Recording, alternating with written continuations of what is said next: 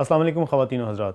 ہم نے پچھلی نشست اس سوال کے ساتھ ایک نتیجے تک پہنچائی تھی کہ قرآن کریم جس ہستی کے اوپر نازل ہوا، رسالت مآب صلی اللہ علیہ وسلم، ان کی زندگی کو اور ان کی ایمرجنس کو تھوڑا سا انویسٹیگیٹ کر دیا جائے، اور ان کی ذات کے اوپر اور ان کی شخصیت کے اوپر جو مغربی مصنفین نے، مستشرقین نے، مسیحی مصنفین نے، اینٹا اسلام جو مفکرین ہیں، انہوں نے جو سوالات اٹھائے ہوئے ہیں، ان کے بارے میں محترم جناب جاوید احمد غامدی صاحب کی آراء لے لی جائیں. فریڈ ایم ڈونر ہیں، انہوں نے یہ جو کتاب لکھی ہوئی ہے دی نیو کیمبرج ہسٹری آف اسلام، اس میں بھی ان کا اوریجنز آف اسلام کے حوالے سے ایک بڑا وقی ایک مضمون ہے. انہوں نے یہ کہا ہے کہ ایک بڑی مشکل جو پیش آتی رہی ہسٹورینز کو کہ اگر یہ جاننا چاہیں کہ اسلام کب سے نازل ہوا، کب سے آیا، یا قرآن کب سے اس انسانوں کے درمیان موجود ہے، تو اس میں ایک سب سے بڑی مشکل جو پیش آ رہی ہے وہ یہ ہے کہ ڈاکومنٹری سورسز ہمارے پاس موجود نہیں ہیں. ڈاکومنٹری سورسز سے وہ یہ مراد لیتے ہیں کہ کوئنز ہوں، کوئی ہمارے پاس ریٹن ڈاکومنٹس ہوں. ایسا نہیں ہے، بلکہ ہمیں یہ لگ رہا ہے کہ طبری وغیرہ، طبقات ابن سعد وغیرہ میں 8ویں صدی ہجری سے، 8ویں صدی عیسوی سے اس کے بارے میں تفصیلاً چیزیں ذکر ہو رہی ہیں. اس سے پہلے کے جو 200 سال ہیں یا 150 سال ہیں، ان کے بارے میں تاریخ خاموش ہے. دلچسپ ترین بات یہ ہے کہ اس عرصے میں 780 عیسوی تک مسلمان مفکرین کی کوئی کتاب موجود نہیں ہے تفصیلی جو اس چیز کے بارے میں. ایسے چنکس میں تھوڑی تھوڑی چیزیں تو کہیں نہ کہیں موجود ہیں. 770 اور 780 کے بعد مسلم مفکرین کی کتابیں سامنے آ جاتی ہیں کہ ایک اسلام تھا، ایک حضور نبی کریم، ایک محمد عربی تھے، اور وہ اس طرح مکہ میں تھے اور اس طرح کیا. آپ اسی کو اسٹیبلش ہسٹری کہتے ہیں. کیا آپ کس طریقے سے اس کو ثابت کریں گے؟ کیونکہ سب سے پہلے ہم نے یہ، چونکہ آپ کا ایک آرگیومنٹ ہے کہ اسلام جو ہے وہ تاریخ کی روشنی میں نمودار ہوا ہے، تو وہ تاریخ کی روشنی اگر ہم کرسچینٹی اور ڈاکومنٹری کے حساب سے دیکھتے ہیں تو وہ بالکل ایک الگ پکچر ڈپیکٹ کرتی ہے. تو اگر ہم نے وہ ماننا ہے تو اس کے مطابق چلنا پڑے گا. یہ مسلمانوں والی جو تاریخ ہے وہ تو ذرا ڈفرینٹ ہے. یہ مسلمانوں کی تاریخ، یہ مسیحیوں کی تاریخ، یہ فلاں کی تاریخ، اس سے قطع نظر کر کے پہلے یہ دیکھیے کہ اسٹیبلشڈ ہسٹری کس کو کہا جاتا ہے، یعنی کیا چیز ہے. اسٹیبلش ہسٹری میرے نزدیک 2 ذرائع سے پیدا ہوتی ہے. ایک یہ کہ کسی دور میں انسانوں کا ایک بڑا جم غفیر نسلاً بعد نسلاً پورے اتفاق کے ساتھ اپنے ہاں کے کسی واقعے کو بیان کرنا شروع کر دیتا ہے. ٹھیک ہے. اور دوسرا ذریعہ یہ ہوتا ہے کہ سب کے سب لوگ تو اس کو بیان نہیں کر رہے ہوتے، لیکن جم غفیر کی شرط پھر بھی پوری اترتی رہتی ہے. ہمارے ہاں اصطلاح میں اس کو اجماع اور تواتر کہا جاتا ہے. یہ کوئی مذہبی اصطلاحات نہیں ہیں، بلکہ آپ پوری دنیا کی تاریخ کو اگر دیکھیں تو وہ اصلاً اسی ذریعے سے منتقل ہو رہی ہوتی ہے. یہ اجماع اور تواتر پر مبنی حقائق ہیں جن کو ایک مورخ کہیں لکھ دیتا ہے، کوئی بیان کرنے والا کہیں بیان کر دیتا ہے. اس کی نوعیت بالکل وہی ہے جو لینگویج کی ہے. یعنی عربی زبان کا پہلا لغت کب لکھا گیا؟ کیا عربی زبان اس کے ساتھ وجود میں آئی ہے؟ انگریزی زبان کا پہلا لغت کب لکھا گیا؟ اردو زبان کا پہلا لغت کب لکھا گیا؟ کیا آپ اس لغت کے وجود میں آنے سے اردو زبان کی تاریخ شروع کریں گے؟ تو زبان کا معاملہ بھی یہی ہے کہ کسی علاقے کے لوگ ایک بہت بڑی تعداد میں، اتنی بڑی تعداد کہ جس کے کوئی افسانہ بنا دینے کے بارے میں عقلاً ایمان لانا ممکن نہ ہو، عقل ماننے کے لیے تیار نہ ہو کہ اتنے لوگ اتنی بڑی تعداد میں کسی جھوٹ پر جمع ہو سکتے ہیں، کسی کہانی پر جمع ہو سکتے ہیں، اور وہ پہلے دن سے اس کو بیان کر رہے ہیں اور ان کی نسلیں اس کو اخذ کرتی چلی آ رہی ہیں. تو یہی چیز اصل میں اسٹیبلش ہسٹری ہوتی ہے. مورخ اس کے سوا کچھ نہیں کرتا. اگر آپ دیکھیں تو اس وقت بھی اگر میں مثال کے طور پر مورخ کا قلم سنبھال لوں تو جو کچھ آپ کا جم غفیر پیدا کر رہا ہے اس ملک میں جہاں ہم بیٹھے ہوئے ہیں، میں اس کو ثبت کروں گا. یعنی میں خود ایک مورخ کی حیثیت سے اس کے سوا کچھ نہیں کر سکتا. میرے پاس 2 ہی ذریعے ہوتے ہیں، جیسے میں نے پہلے عرض کیا، یا میں یہ کروں گا، اس سے مستند ترین تاریخ وجود میں آ جائے گی، یا پھر اخبار احاد ہوں گی. اخبار احاد کیا ہیں؟ یہ بھی کوئی مذہبی اصطلاح نہیں ہے، علم کی اصطلاحات ہیں. اخبار احاد کا مطلب کیا ہے کہ میں نے یہ بات تو ساری دنیا سے سن لی کہ قائد اعظم محمد علی جناح تھے، ان کی یہ شخصیت تھی، انہوں نے پاکستان کی تحریک چلائی، پاکستان بنا، پاکستان فلاں تاریخ کو بن گیا، یہ اسٹیبلش ہسٹری ہے۔ اس کے لیے مجھے کوئی کتاب کوٹ کرنے کی ضرورت نہیں ہے، کسی شخص کی بات سننے کی ضرورت نہیں ہے، لیکن قائد اعظم نے فلاں موقع کے اوپر ایک تقریر کی تھی۔ ظاہر ہے کہ تقریر کے کوئی 2 یا 4 جملے اگر مجھے کسی سے ملیں گے، اگر وہ لکھی گئی ہے تو تحریری شکل میں کہیں سے دستیاب ہو جائے گی تو میں اس کو اس کا حصہ بناؤں گا اس کا، لیکن میرے ہاں جو تاریخ کے لیے قلم اٹھانے کا محرک بنتا ہے وہ اصل میں اسٹیبلش ہسٹری ہوتی ہے اور وہ اجماع اور تواتر سے ملتی ہے۔ ہمارے ہاں یہ جتنے لوگ ہیں یہ اس معاملے میں ایک بڑی بنیادی غلطی کرتے ہیں، اور وہ یہ کہ جس کمیونٹی کی یہ تاریخ لکھ رہے ہوتے ہیں اس کمیونٹی کے اپنے علم، اپنی معلومات اور اپنی روایت کو اہمیت نہیں دیتے۔ وہ روایت اگر خبر واحد پر مبنی ہے تو میرے نزدیک جرح و نقد کا تقاضا کرتی ہے، لیکن اگر وہ اجماع اور تواتر پر مبنی ہے تو اپنی ذات میں ایک ذریعہ علم بن جاتی ہے۔ یہاں پر سوال یہ پیدا ہوتا ہے کہ جو ہماری اپنی روایت ہے اس میں جب اس واقعے کو کوٹ کیا گیا ہے تو اورلی کیا گیا ہے، ریٹن بہت کم ہے یا بعد میں ہے، تو وہ جو اورل ٹریڈیشن ہے اس میں ایک ہی واقعہ یا ایک ہی واقعے کی مختلف زاویے جب بیان کیے گئے ہیں تو وہ ایک دوسرے سے اس قدر کنٹراڈکٹ کرتے ہیں کہ اس کو تسلیم کرنا خاصا مشکل ہو جاتا ہے۔ آئیے وہاں پر بھی وہ اقدار مشترکہ جو ہیں ان کو لے لیں، یعنی جو اجماع اور تواتر سے منتقل ہوئی ہیں۔ مثلا یہ کہ محمد بن عبداللہ یہ فلاں خاندان میں پیدا ہوئے تھے، یہ لوگ وہاں بستے تھے، اس بستی کا نام مکہ تھا، وہ عرب کی سرزمین میں ایک بستی ہے، وہاں پر انہوں نے 40 سال کی کم و بیش عمر میں نبوت کا دعویٰ کیا۔ ان میں سے کون سی چیز ہے کہ جس کے اندر کوئی کنٹرڈکشن واقع ہوئی؟ اس میں ایک یہ مشکل بالکل ایسی ہی بات ہے، یعنی ہمارے ہاں سے مراد یہ نہیں ہے کہ کوئی 10 آدمی تھے، 5 آدمی تھے جنہوں نے کہیں غار سے نکل کر یہ بات بیان کرنا شروع کر دی۔ یعنی جس چیز کو اسٹیبلش ہسٹری کہا جاتا ہے وہ کیا ہے؟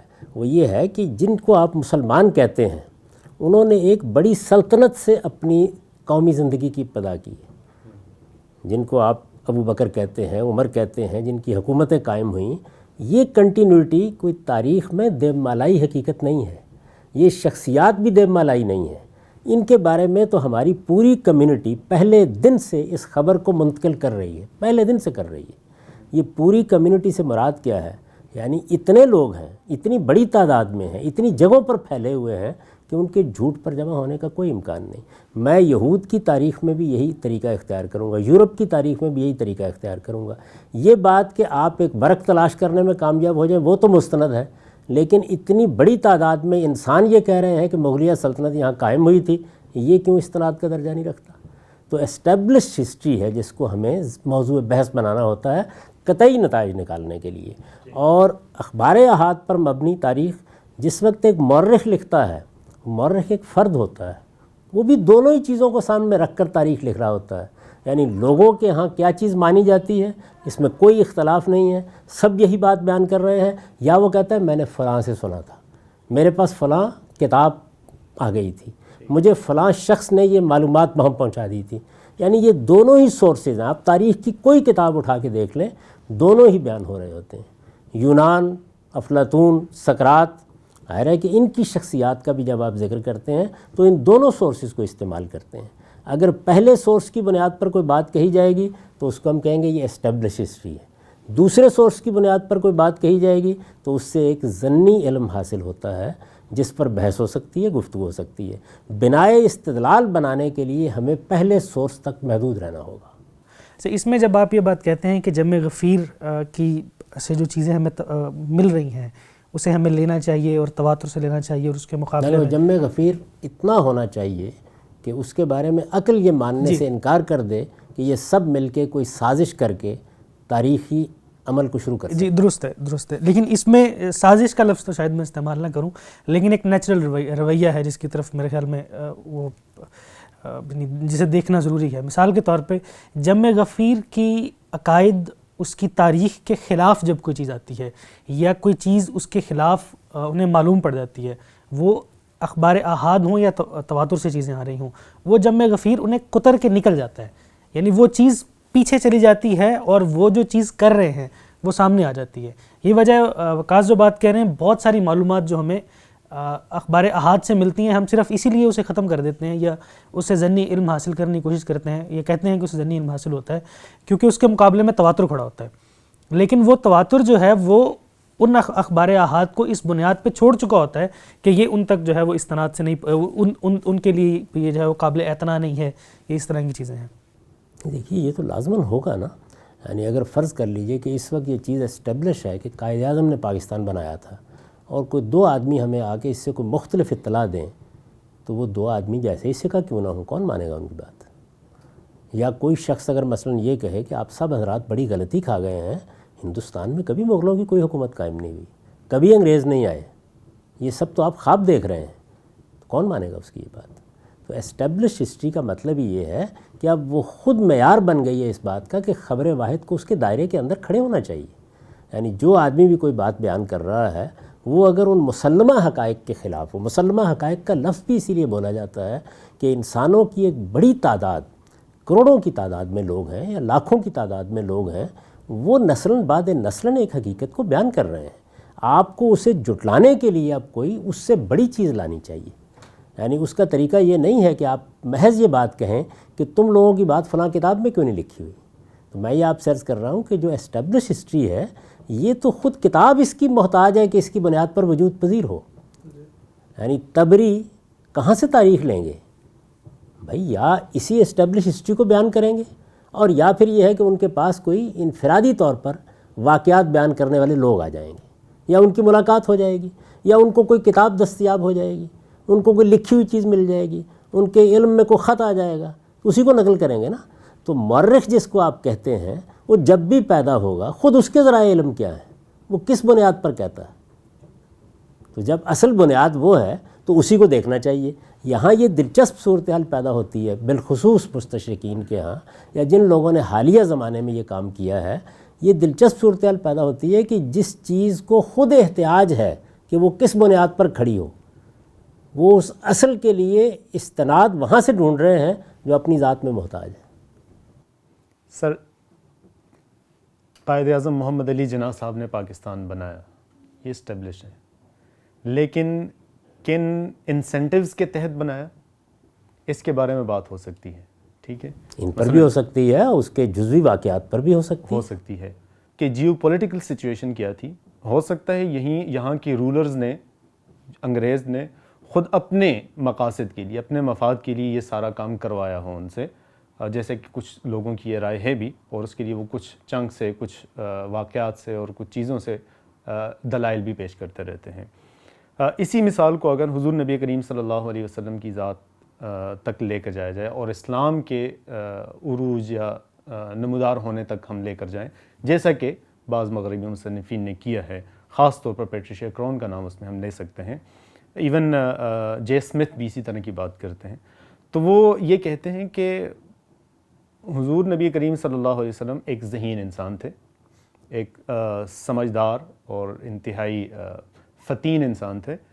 انہوں نے یہ چاہا کہ اس خطے میں سرداری حکومت تو ایسا مناسب ہیں کہ جن کو حاصل کرنے کے لیے, جن کو حاصل کیا تو جا سکتا ہے, لیکن اس کے خلاف ایک دوسرا دعوے دار بھی پیدا ہو جاتا ہے. کسی کے پاس سرداری ہے تو اس کو چیلنج کیا جا سکتا ہے, لیکن چونکہ یہ فرٹائل کریسنٹ کا جو ایریا ہے, اس میں ایک اور بھی منصب ہوتا تھا جو روایات کے مطابق موجود تھا وہاں پر تاریخی طور پر, وہ یہ کہ نبوت کا. تو اس نبوت کے اس منصب کو انہوں نے حاصل کرنا چاہا, کیونکہ یہ چیلنج نہیں ہو سکتا, یہ سب سے بڑا منصب سمجھا جاتا ہے. تو انہوں نے بجائے اس کے کہ اللہ رب العزت نے ان کی طرف وحی کی, خود انہوں نے ہی یہ ساری چیزیں انوینٹ کی اور قرآن لوگوں کے سامنے آ کر بیان کرنے لگے. تو یہ تھیسس بھی تو ہم اس کو بھی تو دیکھنا چاہیے میرے خیال میں, اور انہوں نے دلائل بھی پیش کیے ہیں. ہر تھیسس کو دیکھا جا سکتا ہے, لیکن ہماری بحث کہاں سے ہے؟ ہماری بحث یہ ہے کہ قرآن مجید نام کی جو کتاب اس وقت دنیا میں موجود ہے اور جس کے بارے میں یہ چیز اسٹیبلش ہے کہ یہ محمد بن عبداللہ نے پیش کی تھی, ہم ان کو پیغمبر مانتے ہیں, ہم ان کو پیغمبر نہیں مانتے, اس کو ایک طرف رکھ دیجئے پہلے مرحلے میں. یہ انہوں نے پیش کی تھی, اور کم و بیش 14-15 صدیوں سے مسلمانوں کے ہاں یہ اللہ کی کتاب کے طور پر سمجھی اور مانی جاتی ہے۔ اس کے مصدر کی حیثیت محمد الرسول اللہ کو حاصل ہے، محمد بن عبداللہ کو حاصل ہے۔ اس مصدر کی جو تاریخ، اسٹیبلش تاریخ ہمیں معلوم ہے، جس کے بعد انہوں نے یہ دعویٰ کیا کہ میں اللہ کے پیغمبر کی حیثیت سے یہ کتاب پیش کر رہا ہوں، یہ میری تصنیف نہیں ہے، وہ پورا کا پورا دور، اس میں جو اخبار احاد ہیں، جو چیزیں ہیں، سب کی سب کو آپ سامنے رکھ لیں، کیا وہ پیغمبر کی ذات میں یا محمد بن عبداللہ کی ذات میں فکر، خیال، اسلوب اور فارم یا حیت کے وجود میں آنے کے عمل کی کوئی ادنا شہادت پیش کر رہی ہیں؟ دنیا بھر میں آج تک کوئی ذہانت ایسی ہے، دنیا بھر میں آج تک کوئی شاعر ایسا ہے، کوئی ادیب ایسا ہے، کوئی کاہن ایسا ہے، کوئی سائنسدان ایسا ہے کہ جس کے وجود پذیر ہونے کا عمل نظر نہ آ رہا ہو؟ یعنی آپ علامہ اقبال کو دیکھ لیں، آپ غالب کو دیکھ لیں، آپ فردوسی کو دیکھ لیں، آپ شیکسپیئر کو دیکھ لیں، یعنی فارم وجود میں آتی ہے نا، اعلیٰ درجے کا ادب وجود میں آتا ہے۔ تو اعلیٰ درجے کا ادب کیا انسانی سطح کے اوپر یک بیک صادر ہوتا دیکھا ہے کبھی آپ نے تاریخ؟ نہیں سر، اس میں مسئلہ ہے، تاریخ 1400 سال پرانی تاریخ ہے۔ میں وہ جمع غفیر والی بات جب کر رہا تھا، مثال کے طور پہ غالب کے وہ اشعار جو بالکل اس کے شروع کے اشعار تھے، وہ آپ کو ڈھونڈنے کے لیے شاید ہی وہ ملے۔ اس کے مقابلے میں چونکہ اس کے جو دواوین ہیں وہ آپ کے سامنے ہیں، غلام رسول مہر کا کام ہے، دوسرے لوگوں کا کام ہے، وہ آپ کے سامنے ہے، اس کے مقابلے میں جب آپ وہ تاریخ سے ڈھونڈنے جائیں گے تو آپ کو کہیں نہیں ملیں گے۔ نہیں، کلام ڈھونڈنا لازم نہیں ہے۔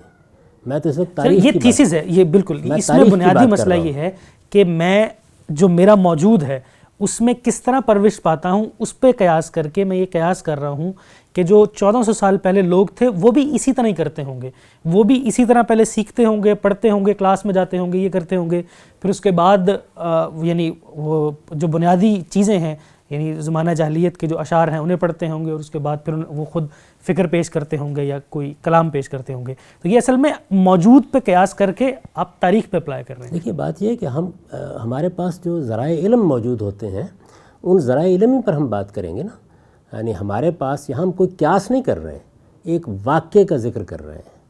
محمد الرسول اللہ کی جو شخصیت ہمارے سامنے موجود ہے، اور پھر جس بنیاد کے اوپر وہ کھڑے ہو کر اپنی بات پیش کرنا شروع کر دیتے ہیں، یعنی جو شخصیت کے بارے میں جتنی معلومات بھی ہم کو حاصل ہیں، وہ دنیا میں جتنے دوسرے لوگ ہیں ان کے بارے میں بھی ایسے ہی حاصل ہے، یعنی ارسطو، افلاطون کے بارے میں بھی ایسے ہی حاصل ہے۔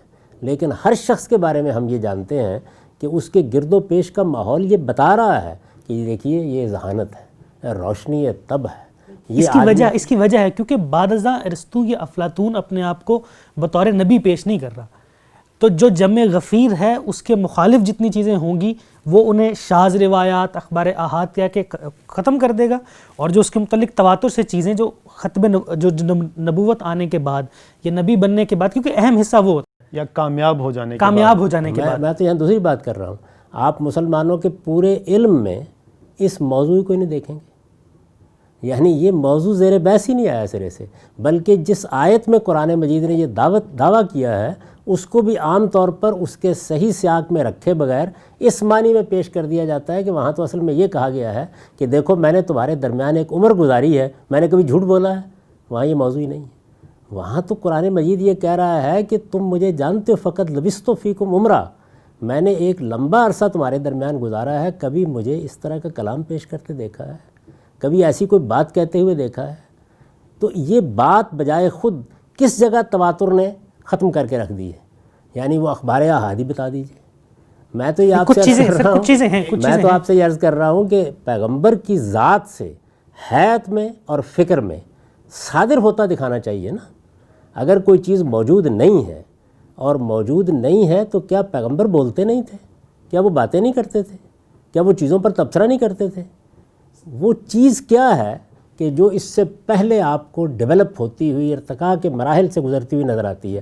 آپ یہ کہیں گے کہ ہمیں نظر نہیں آتی تو ہو سکتا ہے کہ ہو، یہی کہیں گے نا زیادہ سے زیادہ۔ نہیں بالکل، اس میں کچھ چیزیں ہیں۔ جی میں استدلال یہ کیا جاتا ہے کہ حضور نبی کریم صلی اللہ علیہ وسلم نے شام کا سفر کیا، بحرین کا سفر کیا، یمن کا سفر کیا۔ ان اسفار میں انہوں نے دیگر جو مذاہب ہیں، مسیحیت تھی، یہودیت تھی، اس علاقے میں اور جو قافلے باہر سے آتے تھے سائبین جن کا ذکر بھی ہے قرآن مجید میں، ان کے جو بھی روایات، جو بھی میتھالوجی کہہ لیں اس کو، لوگ ان کو میتھالوجی کہتے ہیں مغربی مصنفین، یہ جو واقعات اور جو چیزیں اسی ایریا میں موجود تھیں، لوگوں کی زبانی بتائی جاتی ہیں، قرآن میں انہی کا ذکر ہے، اس سے باہر کسی واقعے کا ذکر نہیں ہے۔ قرآن میں ہندوستان کے کسی سلسلے کا ذکر نہیں ہے کہ ہندوستان میں بھی کوئی چیزیں اس طرح کی موجود تھیں۔ اچھا، پھر یہ بھی ایک نہایت ہی دلچسپ بات ہے جو کہی گئی ہے کہ دیکھیے ان اسفار کے بعد ہی حضور نے یہ دعویٰ کیا ہے، پہلے انہوں نے نبوت کا دعویٰ بھی نہیں کیا اور پہلے انہوں نے کوئی کلام بھی پیش نہیں کیا، تو یہ یعنی یہ پاسبلٹی، یہ پروبیبلٹی یہ پیدا ہو جاتی ہے۔ پوری بات کو ایسے ہی تسلیم کر لیتا ہوں۔ یعنی دیکھیے بات یہ ہے کہ کسی انسان نے کوئی علم کہاں سے حاصل کیا، اس نے کہاں سے سیکھا، اس وقت موضوع یہ نہیں ہے۔ انسانی فطرت یہ کہتی ہے کہ جس وقت کوئی چیز آپ کے علم میں آئے گی، اگر آپ کے اندر ذہانت موجود ہے، آپ بات کہنے کی صلاحیت رکھتے ہیں، وہ برے یا بھلے طریقے سے صادر ہونی شروع ہو جائے گی۔ یہ نہیں ہو سکتا کہ میں کسی غار میں بیٹھا ہوا یہ سب کام کرتا رہوں، میں ایک معاشرے میں جی رہا ہوں، میں ایک سفر کر کے آؤں گا، کہانی سناؤں گا۔ تو وہ وحدانیت وغیرہ تو ان کے ہاں آ گئی تھی نا، حالانکہ قریش کا جو اس وقت سوسائٹی تھی، اس سوسائٹی میں وثنیت پرستی، اصنام پرستی وغیرہ تو تھی، لیکن ان کو یہ چیزیں حضور نبی کریم صلی اللہ علیہ وسلم جیسا کہ وہ دعویٰ کیا جاتا ہے کہ ان کو یہ چیزیں سمجھ میں آنے لگی تھیں ارد گرد سے سن کر، تو انہوں نے توحید کی طرف ان کا جھکاؤ شروع ہو گیا۔ پھر وہ سوسائٹی سے کٹ کر ان چیزوں پر غور و فکر کے لیے تحنس کے جو دور تھا، بلکہ ابن اسحاق نے وہ روایت نقل کی زید بن عمرو بن نفیل والی، اس وقت اللہ کے نبی نہیں تھے، لیکن ابا کرتی تھی طبیعت ان کی ان سب چیزوں سے۔ اس کا مطلب ہے کہ کچھ نہ کچھ یہ دیکھیے بات یہ ہے کہ یہ تو دعویٰ تب کرنا ممکن ہو کہ جب ہم یہ کہیں کہ توحید کا پہلی بار دنیا کو تعارف محمد الرسول اللہ نے کرایا، رسالت کا تصور پہلی بار انہوں نے پیش کیا۔ یہ ہمارا دعویٰ ہی نہیں ہے، یہ کون کہتا ہے؟ ہم تو اس کے بالکل برخلاف یہ کہہ رہے ہیں کہ جو انہوں نے دین پیش کیا وہ دین ان کا اپنا دین تھا ہی نہیں، وہ اس کے بانی نہیں ہیں۔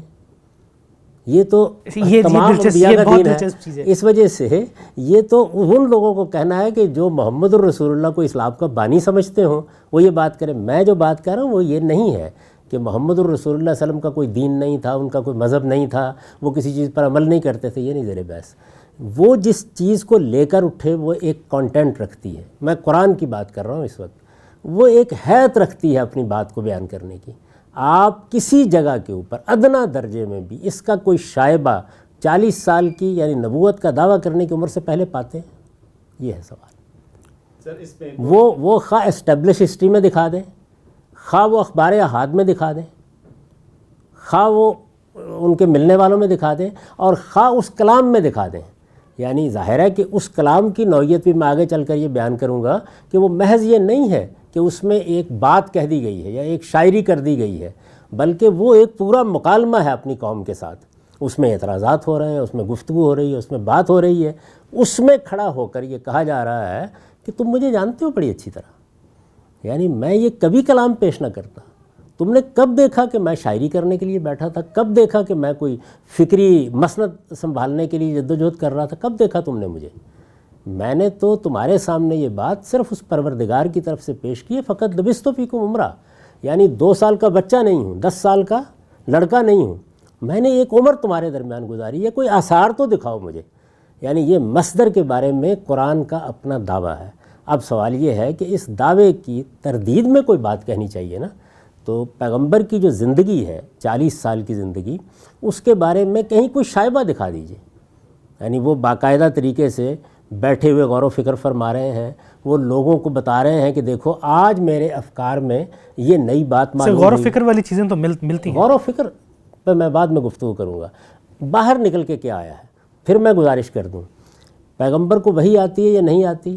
پیغمبر خدا کی طرف سے کوئی بات کہہ رہے ہیں یا نہیں کہہ رہے ہیں؟ وہ غور و فکر کر کے کوئی بات کہہ رہے ہیں یا ان کو کسی جبریل امین نے بتائی ہے؟ ابھی میں اس پہ گفتگو نہیں کر رہا، میں یہ کہہ رہا ہوں جو 40 سال کی زندگی ہے، اس پوری 40 سال کی زندگی میں جو علم اور فکر کے ارتقاء کو ہم دیکھتے ہیں، یعنی یہ صحیح ہے کہ ہو سکتا ہے کہ غالب کے اشعار ہمیں دستیاب نہ ہو سکیں، لیکن یہ اسٹیبلش ہسٹری ہے کہ غالب اسی طریقے سے تربیت پا رہے تھے، تعلیم پا رہے تھے، شعر کہنے کا شوق پورا کرتے تھے، کہہ دیتے تھے بعض اشعار، کوئی 2-4 مل بھی جائیں گے آپ کو، ارسطو کے بارے میں مل جائے گا، سقراط کے بارے میں مل جائے گا، یوں پیدا ہوئے، اس طرح کا ذوق شوق تھا، اس طرح سے بات کرتے تھے.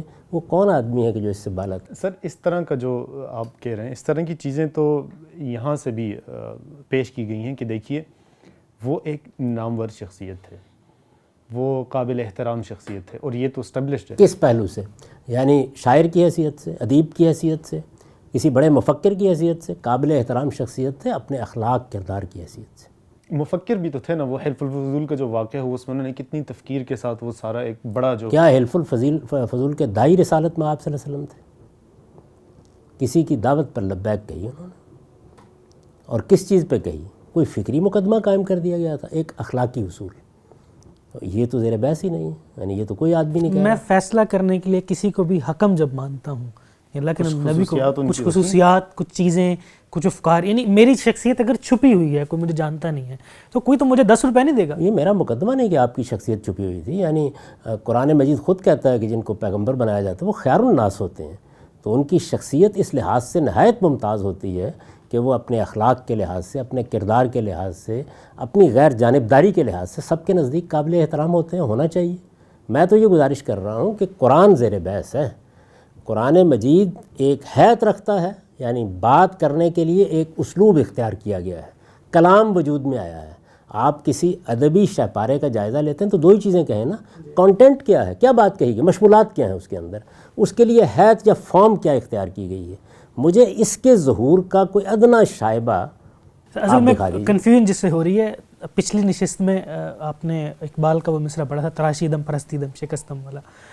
اس کے مطابق اگر ہم دیکھیں تو کیا یہ تہنس والا معاملہ زید بن عمر بن نفیل سے پہلے جو انہوں نے یہ ساری چیزیں ہیں، حنفاء کے ساتھ جو ان سے مماثلت اور یہ ساری چیزیں، کیا یہ تراشیدم پرستیدم شکستم نہیں ہے؟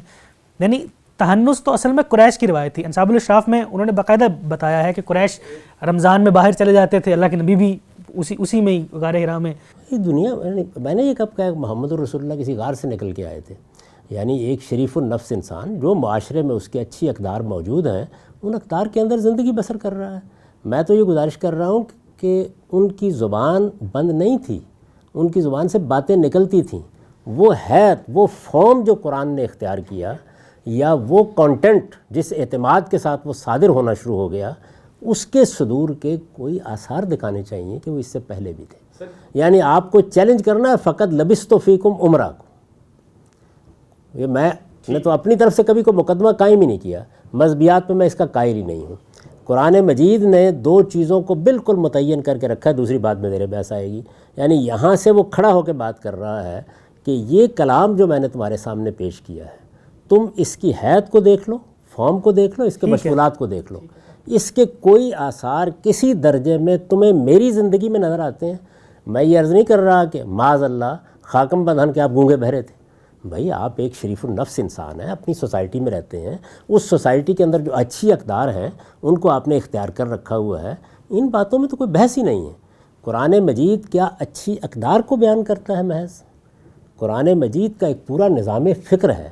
اس نظام فکر کے اندر کچھ مقدمات ہیں، کچھ مبادی ہیں، ان سے کچھ فروع نکلی ہیں، ان کی بنیاد پر دین کی ایک پوری عمارت وہ ہمارے سامنے پیش کرتا ہے. اور پھر ایسے نہیں پیش کرتا جس طرح مثلا ہمیں احادیث میں نظر آتا ہے. یعنی گفتگو کا ایک خاص اسلوب ہے، ایک خاص زبان ہے، ایک خاص حیت ہے، ایک خاص نوعیت کا پرشکو کلام ہے.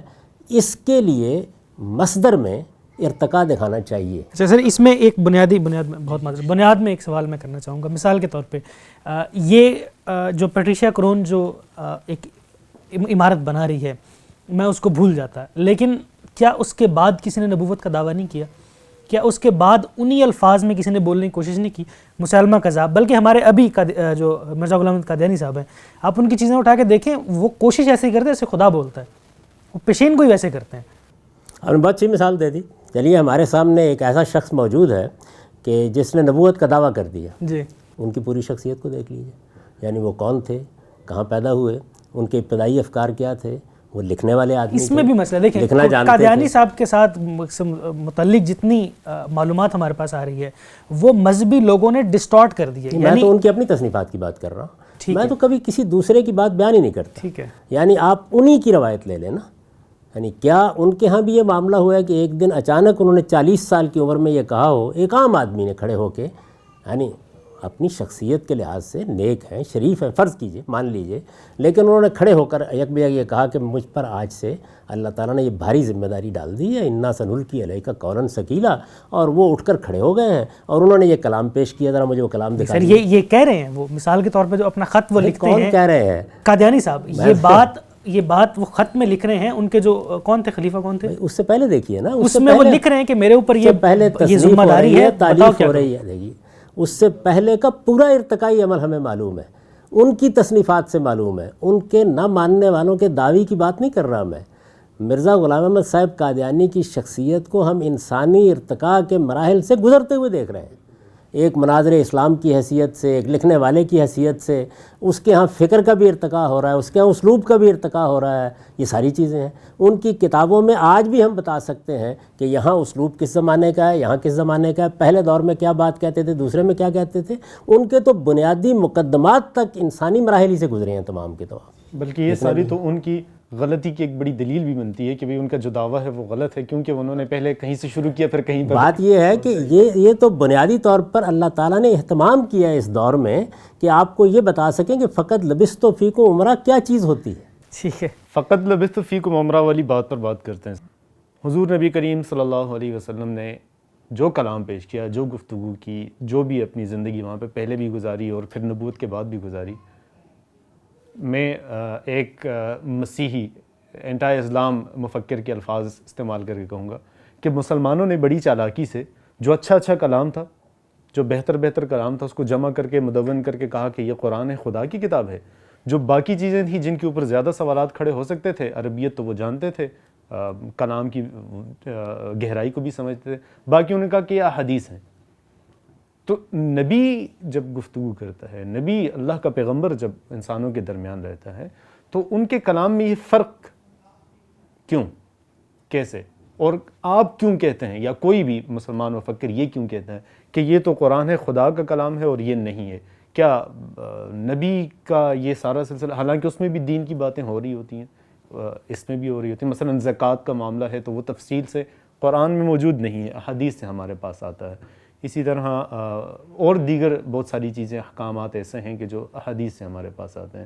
تو یہ تو وہ ان کا کہنا, یہ تو بڑی چالاکی سے کہا گیا ہے کہ بھئی یہ قرآن ہے اور یہ قرآن نہیں. جی ہم اس کا پوسٹ مارٹم کریں گے اور دیکھیں گے, لیکن جس وقت ہم اس پر آ جائیں گے, یعنی جب ہم اس جگہ پر آ جائیں گے کہ اب قرآن مجید کے کنٹینٹ کا جائزہ لے رہے ہیں. ابھی تو ہم قرآن مجید کے نزول کی پہلی تاریخ سے پہلے بات کر رہے ہیں. اس وقت محمد الرسول اللہ کی شخصیت کیا ہے, فقط لبثت فیکم عمرہ اصل میں اس پر استدلال ہے کہ جس مصدر سے اس نے صادر ہونا ہے پہلے دن, وہ کیا صادر ہوا ہے وہ ابھی بات کا مسئلہ ہے. جو پہلے دن صادر ہونا شروع ہوا ہے اس سے پہلے ارتقاء دکھانا چاہیے, کیونکہ انسانی کلام میں اور انسانی فکر میں آپ اس کی نفی کر ہی نہیں سکتے. میں یہ کہتا ہوں کہ اس وقت ہم کھڑے ہیں ایسے دور میں کھڑے ہیں کہ جس میں بہت کتابیں وجود میں آ چکی ہیں, ہزاروں چیزیں ہمارے سامنے ہیں, بہت بڑے دنیا کے مفکرین سامنے ہیں, کوئی ایک مسیل کہ جس کے ہم مصدر کے ارتقاء کا شائبہ بھی نہ پایا جاتا ہو. بڑی مشکل سے آپ نے ایک نبی تلاش کیا دور حاضر میں. وہ صریح تردید ہے اس بات کی کہ پیغمبر ایسے نہیں ہوا کرتے. ٹھیک ہے جاوید صاحب, بہت شکریہ. بات مصدر میں ارتقاء تک پہنچ گئی ہے. ہم انشاءاللہ اسی گفتگو کو اگلی نشست میں جاری رکھیں گے. آپ کا بہت شکریہ.